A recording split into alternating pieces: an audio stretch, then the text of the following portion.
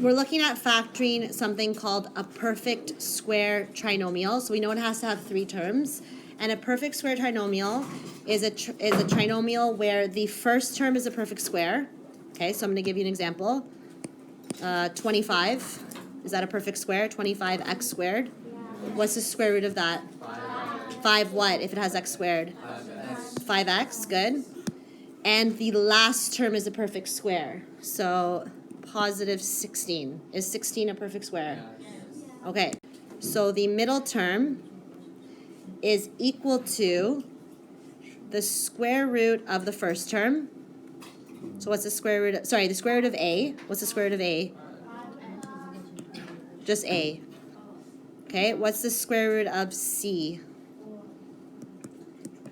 So to get the middle term, we'll call that b, we would take the square root of a, multiply it by the square root of c, and then multiply it by 2.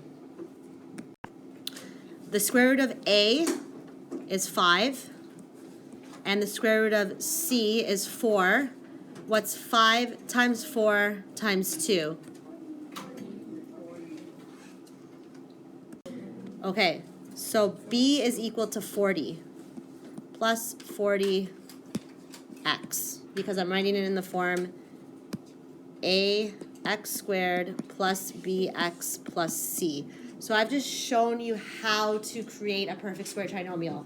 The first term and the last term have to be perfect squares, and the middle term you get by doing the square root of a times the square root of c times 2. That's how you create a perfect square trinomial, okay? You've learned that to factor a trinomial, you can first check to see if there's a greatest common factor. Is there a greatest common factor between these three terms? No. Secondly, if a is not equal to 1, can we use the product sum method? What was the method you learned yesterday? If a is a number that isn't 1, what is the method that you learned? Finding two things that multiply together to give me a times c, but adds up to b, right? You still can use that method to solve this, to factor this, but if it's a perfect square trinomial, there's a shortcut.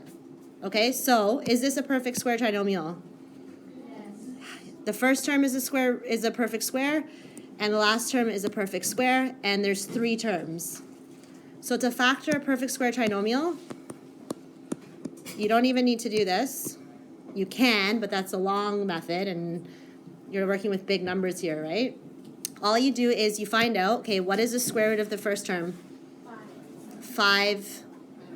Okay, so I know that 5x times 5x will bring me back to that.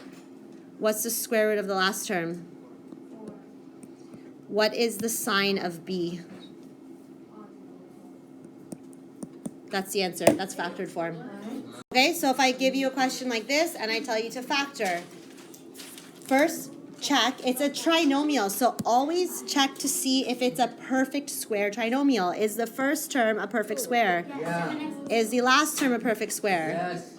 Okay, so how do I factor this? Square root. What's the square root of 49x squared? 7. And then what do I do? Then plus Square root of c is? plus 4. What's the middle term? So then both terms have to be positive. This is crazy. What is the a value here? Is 1 a perfect square? No. Yes, 1 times 1 is 1. So you've been doing this already. You just didn't recognize that it was a perfect square. What's the square root of 1x squared? Y. X. 1x or just x? What's the square root of 4? 2. What's b?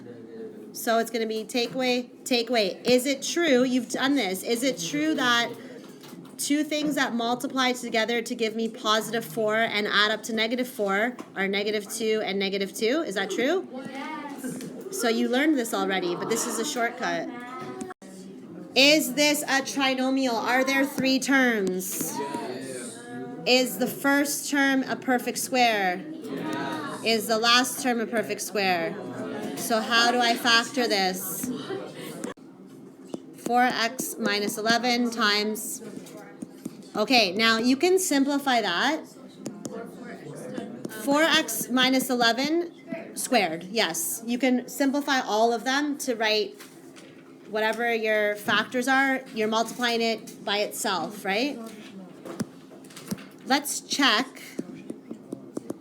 We've already shown that the first term is a perfect square and the last term is a perfect square. But let's check that. How do we find b? What is b equal to? Go back to your notes. But b should be equal to the square root of a times the square root of the c times 2. So let's check. What is a? 16. Okay, so the square root of 16. What's c? 121 times 2. What's the square root of a? What's the square root of 16? 4. What's the square root of 121? 11. What's 4 times 11? Times 2? 88.